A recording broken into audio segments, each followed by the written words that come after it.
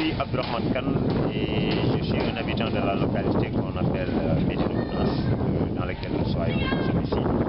Et aussi, je suis engagé dans des mouvements sociaux et c'est un mouvement qu'on appelle le mouvement Anti-Sucre Médina Gounass, pour lequel je suis le responsable de la commission assainissement et environnement. Et voilà, donc nous sommes dans un quartier qui est inondable pratiquement depuis plus de 20 ans. Parce que les premières inondations étaient constatées ici, dans cette localité-là, en 1989. Et cette inondation-là avait conduit une bonne partie de la population à quitter leurs habitations.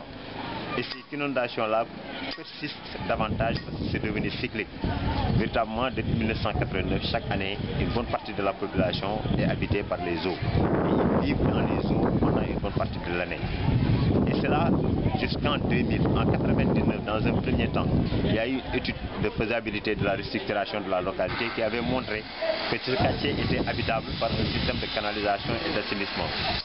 Ce qui s'est fait après par la suite, c'est un projet que l'État a mis en place, qu'on appelle le projet Djahaï. Et dans ce projet, il est question de mettre des bassins de rétention pour lesquels nous allons visiter ces bassins-là. Et donc ces bassins-là constituent quand même une solution. Mais jusqu'à présent, des problèmes subsistent. Des problèmes subsistent parce que tout simplement, au niveau de ce quartier, toutes ces maisons qui font face à la route sont complètement inondées une bonne partie de l'année.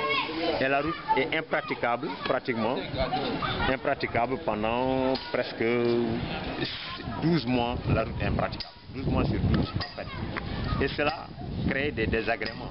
Parce que aussi, en pleine hivernage, nous constatons que les eaux entrent jusqu'à dans les maisons. Et ce qui fait que certaines populations qui n'ont pas les moyens de s'offrir une maison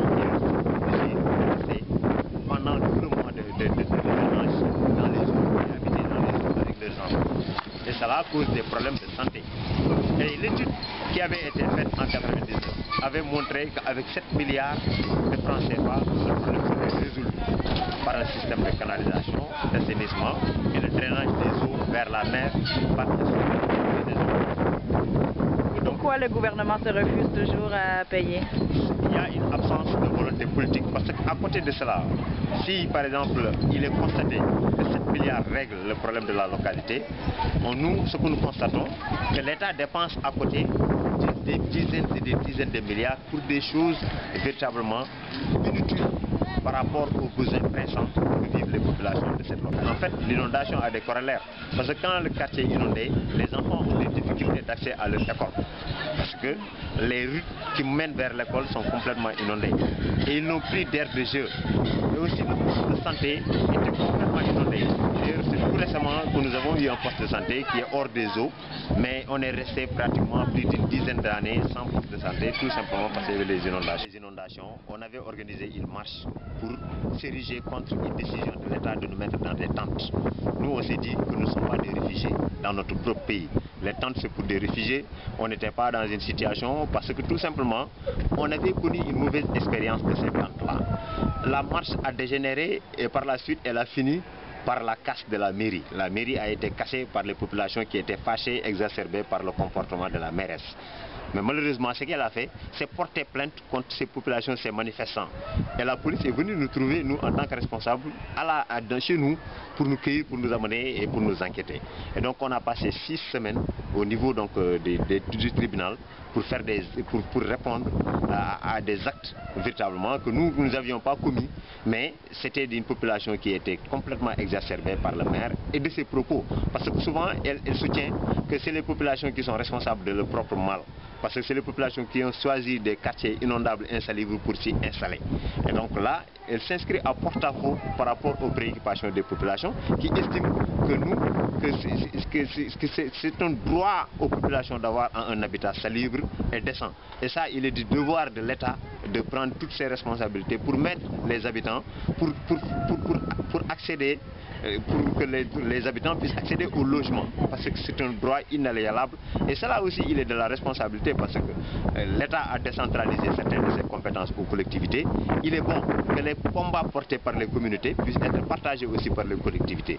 Si les collectivités portent un combat qui s'inscrit à porte-à-faux par rapport à la collectivité, je pense que ces collectivités-là ne méritent pas même d'être au niveau donc, de cette commune-là.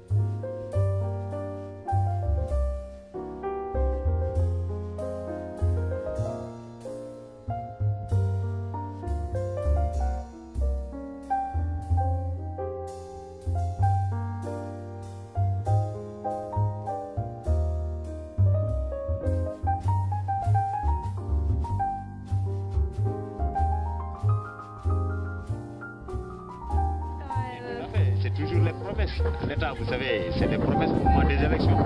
D'ailleurs, on dit même les promesses n'engagent que ceux qui croient. Voilà, donc les bassins constituent des solutions, mais qui peuvent être améliorées dans le sens que l'eau qui s'y trouve actuellement, malheureusement, est contaminée par des nitrates. Je ne sais plus la formule utilisée par les spécialistes pour expliquer ça. Mais ce qu'il reste entendu à comprendre, c'est que l'eau est polluée, ce qui fait que ça ne peut pas faire objet d'activité agricole, ni aussi d'activité, par exemple, de pisciculture. Parce qu'il y avait toutes ces possibilités-là qui pouvaient être exploitées, par exemple la pisciculture, mais aussi aménager le site de telle sorte qu'il puisse être attractif, permettant au moins que des visites puissent s'effectuer dans ces sites. Donc je pense que voilà des solutions sur lesquelles on pourrait s'appuyer pour véritablement faire de cette eau-là une ressource plutôt qu'un malheur. Bon, le Forum social mondial commence dans quelques jours. Quelles sont ses attentes par rapport à ce grand forum-là? Oui, vraiment c'est l'occasion pour nous rêver, de voir surtout le thème qui est choisi. Il faut un autre monde est possible, un monde meilleur est possible. Nous, c'est ce que nous pensons et puis nous luttons face à cela depuis pratiquement 1989. Et donc, comme j'ai dit, cette rencontre, véritablement, si toutefois ces rencontres peuvent servir pour les sociétés qui traversent des difficultés énormes, peuvent servir pour donner des solutions à ces populations-là, je pense que ça vaut la peine que les gens se réunissent. Si toutefois maintenant c'est pour se réunir, faire du gros bruit, dépenser beaucoup d'argent par rapport à ça, sans pour autant que cela se traduise dans le vécu des populations, je pense que ça n'en vaut pas la peine.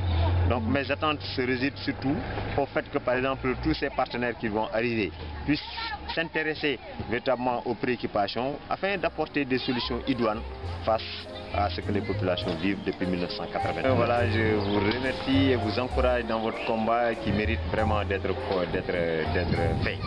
Et j'avoue que nous sommes là aussi, on se bat et puis on espère qu'un jour qu'on va faire une synergie des actions pour faire bouger les choses. Keep on moving, struggle continue.